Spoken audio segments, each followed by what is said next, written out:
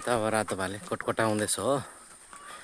ए organic रातो भाले।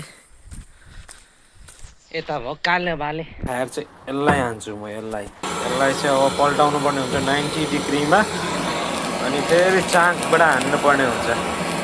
ल यहीँबाट हप्ने गर्छ छैन, मेरो कु बनाएर मेरो टाउको दुख्यो क्या। यसलाई हातेर म चाक साक पुरा जलाइदिन्छु।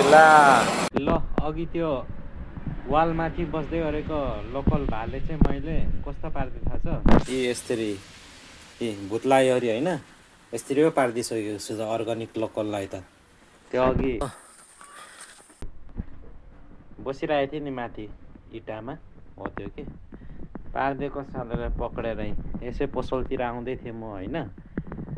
यसै अब कुखुरा बेच्ने बानी, यसो हेरेको त टक्क त्यहाँ बसिरहेको रहेछ हो वालमाथि। बा तँलाई के को भनेर पक्रेर यसरी ए साँच्चै पो हो भनेर सोचिराखेको होला। यो कहाँ पक्रिनु, मार्छ नि अर्काको, त्यो त मार्छ अर्काको, पक्रिनु भएन नि, यो त अर्कै हो नि फेरि हो।